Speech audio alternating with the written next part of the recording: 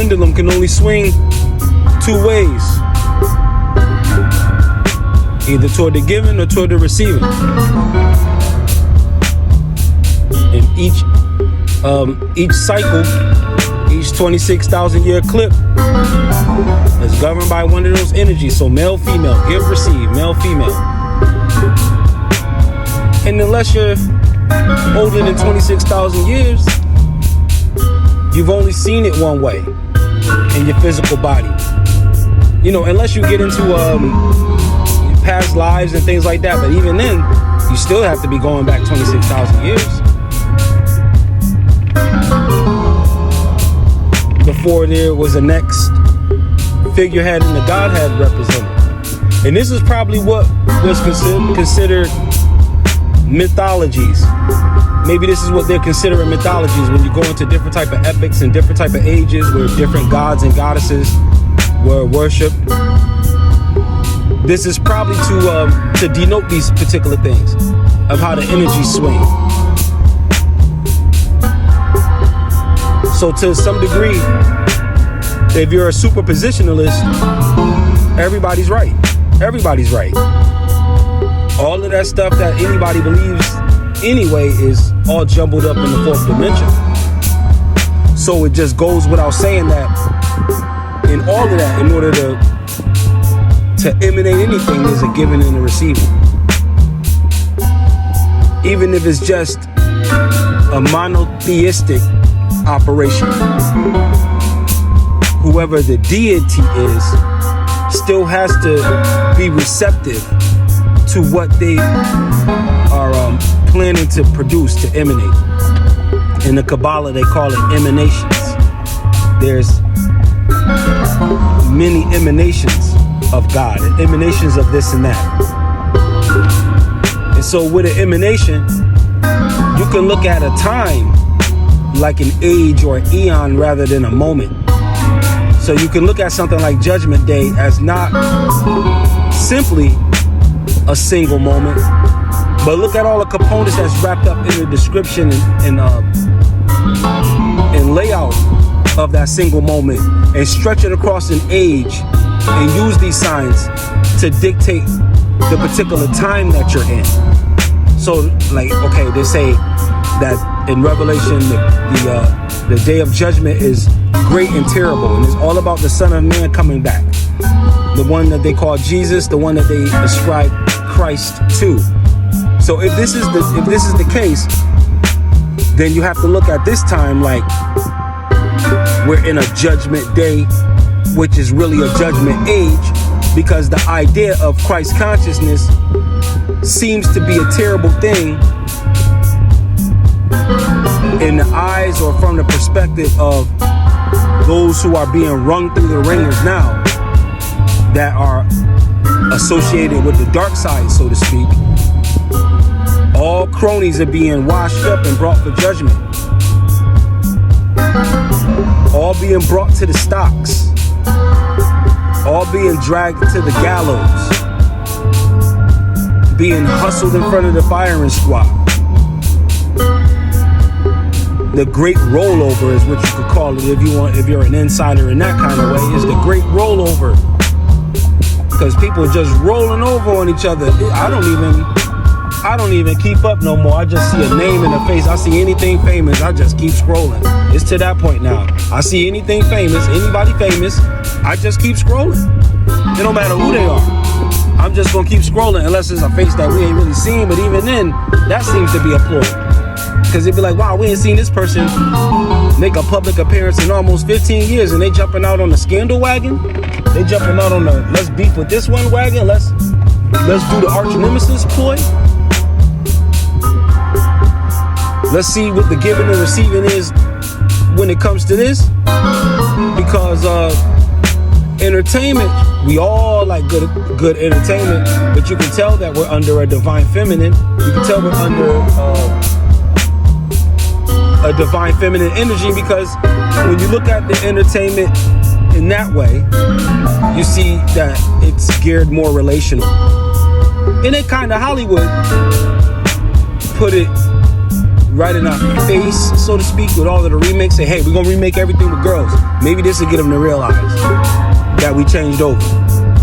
If we put everything, if we make all the remakes with an all-female cast, and we really think about all of the things that's leading up to the divine feminine age, where the Godhead is assumed from a woman, from a female, where she gets to sit in the executive chair, because it's male, female, you would assume this thing is even, right? I mean, how could there be sexism in the heights of divinity, where the I guess the corporeal bodies and incorporeal bodies, they supersede that. They supersede gender. They just are. You know, such fully formed entities that they give you exactly both energies of male and female. This is where true androgyny comes from. And this is probably the part of the playbook that those on the so-called dark side may have rushed. Because the chimeras, per se, right? Allegedly, the chimeras are monsters. People are looking for another chimera. Another chimera. What if they're being turned into monsters? We don't know what new things are having negative side effects, of course. But they might be looking for a chimerical. A chimerical.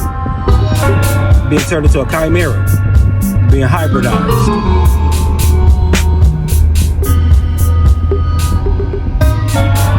We're in Judgment Day. Before an actual day of judgment, we're in Judgment Day. So in the day, or in the age of judgment, you had a 25-year run of just the covers being yanked off, one thing after another, one person after another, right? One organization. And still to this very day, you know, it's a house of cards, and they just take it turns tumbling. But why they don't all tumble together and everybody's business doesn't get spread out at the same time is for another reason. Time is being probably bought and borrowed. So we're gonna just one big industry at a time, one or two celebrities at a time. We can't give up everybody.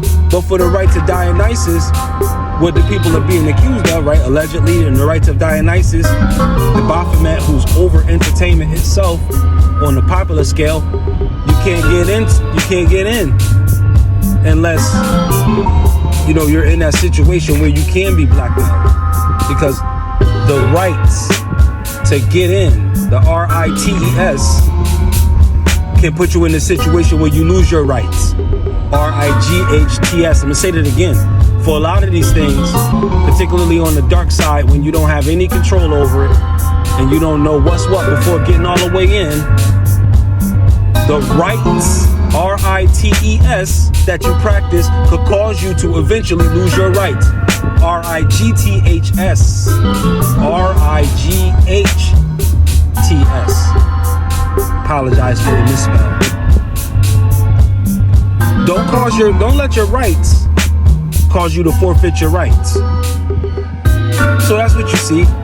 People's rights are being threatened because of the rights that they had to perform in order to have the right to stand with the wrong. Can you dig it, though? Can you dig it? Cyrus voice from the Warriors. That's a message strong enough to run you through 5 boroughs with leather vests, trying to get back to not Martha's Vineyard, trying to get back to not the Fiji Islands, trying to get back to Coney Island. Why Coney Island? Because in this occult world, you are following the white rabbit. Warriors are trying to get back to Coney Island. See, in this time of judgment, you're dealing with a lot of what? Warfare. Everybody's at war. They're trying to promote civil war. Hip-hop, civil war. Movie, civil war. Captain America, civil war. Superhero, civil war. Everybody, civil war. You even got people online, they mad, like, if this doesn't happen, I'm gonna start this. You know, everybody wants to, you know, have a, engage in some civil warfare. When the Christ consciousness is really coming in, doubling down on civility and personage and true personality and true magnetism and true agreeableness and redefining, reinventing, and re-solidifying the idea of community. So you got those two energies going on in this Kali Yuga. Because as much as Kali is Tiamat, or you could call her Lilith, or you could call her a Rishkigal. Either way, if you understand the female spirit, then you understand that she can be what? A mom, tender loving mom. She can be a supportive wife, right? But if you barking up if you trying to bark up the wrong tree, you're gonna find yourself in the wrong forest. Because she's gonna go into that war mode. And the mythologies about a woman's bloodlust, particularly Kali's, you know, they go back with some very strong connotations where the only one that could stop the goddess was the god. And I think in one of them, I think when we're dealing with the Hathors, I think she had to be given bear. I think the god had to romanticize the goddess because she was just killing up everything when she was mad. Killing up everything. So we are in that time where, you know, you thought Papa don't play that? No, Papa had to go to work a lot of times. So sometimes, you know, Papa wasn't around to show you that he didn't play that. Because he was on the clock. That's what the last 26,000 years was all about. Being on the clock.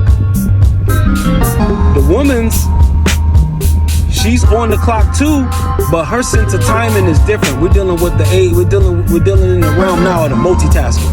A person who can do 5 things, be on the phone, wash the dishes, watch the kids, be mopping the floor, be on the phone, paying a bill, all this at the same time, and watching a show. But maximizing the time as if a person had tentacles. The Spider Queen having what? Not just 2 legs, right? That part. You know, we're on the worldwide what? Web, that part. Spider Queen, web. 4th dimension. Communicating without even needing physicality. Going through the sacred rectangle, right? Sacred geometry. Going through your cell phone. Going through the sacred shape.